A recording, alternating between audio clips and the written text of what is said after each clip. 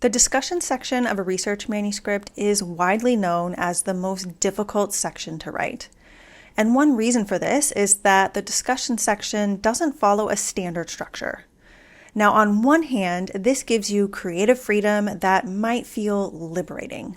But I've found that most authors tend to feel stuck, anxious, or overwhelmed by the open-ended nature of the discussion section. So in this video, I'm going to share the key elements of the discussion section for an original research manuscript so that you have a solid starting point for writing this section. And if we haven't met, hello, my name is Crystal Heron. I'm a trained biomedical scientist turned clinical researcher and now scientific and medical editor. And I help scientists, clinicians, and other professional writers master the craft of writing so they can write with intention and maximize their impact in their field. Now let's get to the key elements of the discussion section. At the beginning of the discussion, I recommend adding a paragraph that summarizes the main findings. So in this first paragraph, the main goal is to describe how the most important findings answer the study question. And although some people believe that you don't need to do this, I think it helps to transition readers from a dense results section into a discussion of the important findings and interpretations. I also think that this paragraph is the climax of the story in a research manuscript, and this is a pivotal moment in the story of the research. And so if you want to know more about what I mean by the climax and the story structure of a research manuscript, I'll add a link to the video where I talk about that in the description box and somewhere up here. So in this first paragraph, I recommend starting with a sentence that repeats the study question you posed in the introduction section. And this will help to remind readers of the overall purpose of the study as they start to read the discussion. This sentence should include the main objective of the study, the key aims of the study, and, when relevant, the hypothesis. Then, after restating the study question, I recommend summarizing the most important findings that answer the study question. Be careful not to rehash the findings. Instead, synthesize the findings in a way that supports the answer to the study question. At the end of this first paragraph, state how the summarized findings answer the study question. And this sentence helps to tie the key findings back to the study question to show how the findings advance the field. The bulk of the discussion includes your interpretations of the important findings and how they fit into what is known in the field or the published literature. And these interpretations can vary widely among authors, studies, and fields, which is one reason why the discussion section is so difficult to write. But there are 4 essential features in this part of the discussion that I recommend including. First, describe any relationships in the findings. For example, are there any associations, correlations, or incongruence between different findings? Or are there any patterns in the data? Or could any of the findings influence other findings? And be sure to explain how these relationships could affect the outcomes or implications of the study.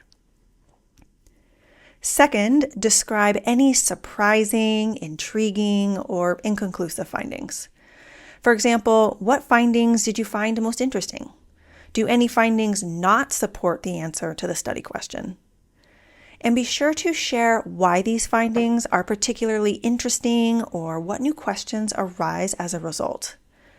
For example, you might explain why certain outcomes are unexpected or inconclusive, or you might interpret data outliers and explain what you think may be contributing to them. Third, you want to explain how the important findings extend or support previous findings. For example, you want to frame how previous work connects to the findings in your study and explain how your findings build on what is already known in the field. And then fourth, explain how any important findings do not support previous findings.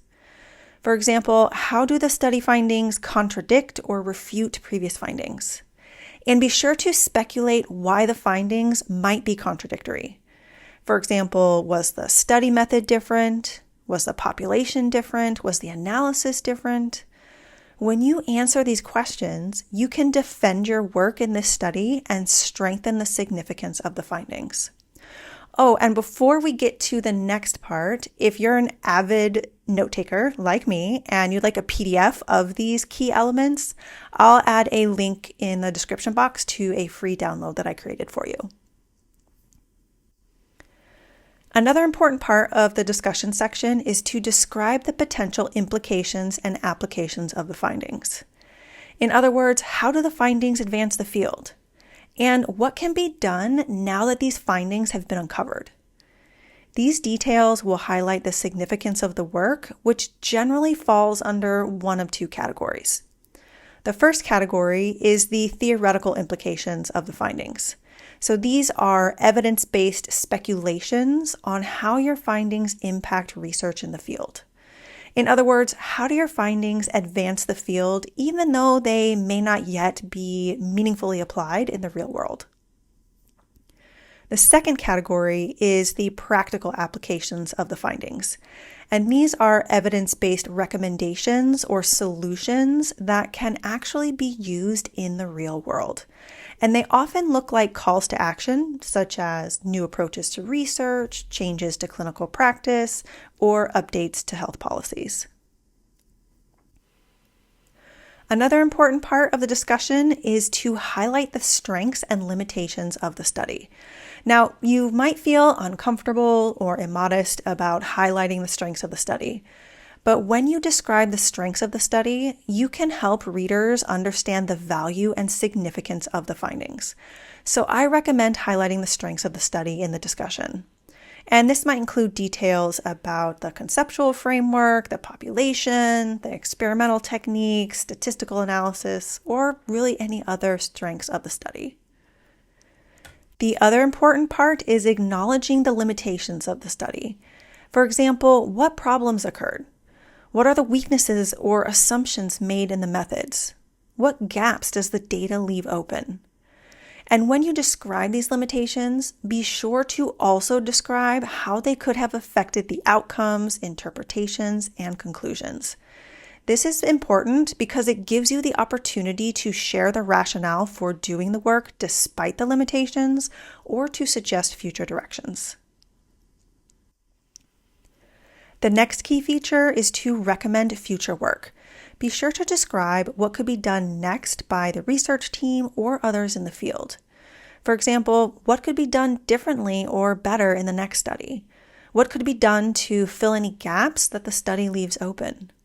Or if there were unlimited resources available, what could be done next?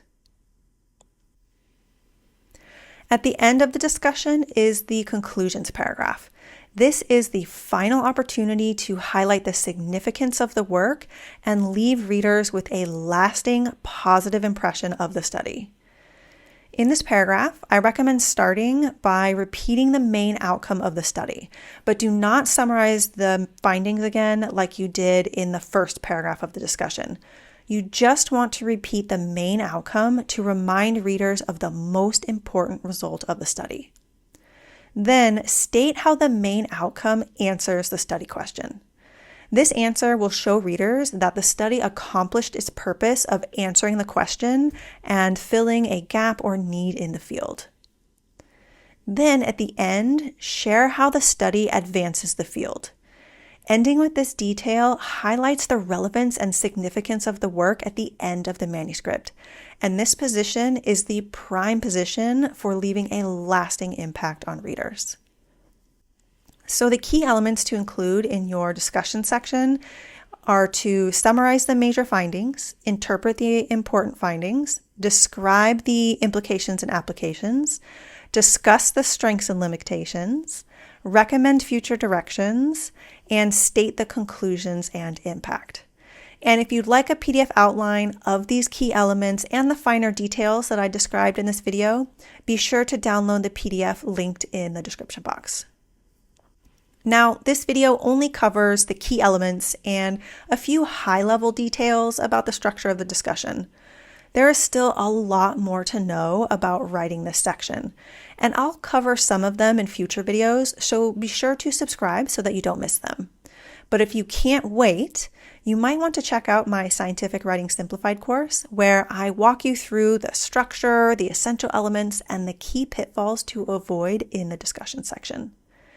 And if you want to know more about how the discussion fits into a storytelling structure, I'll link the video that I created on this topic at the end of this video. And if there's something in particular that you'd like to learn more about, let me know in the comments. I create these videos for you, so I want to make sure that I'm creating something that you will find valuable. Thank you so much for watching. Have a wonderful day, and I hope to see you in the next video.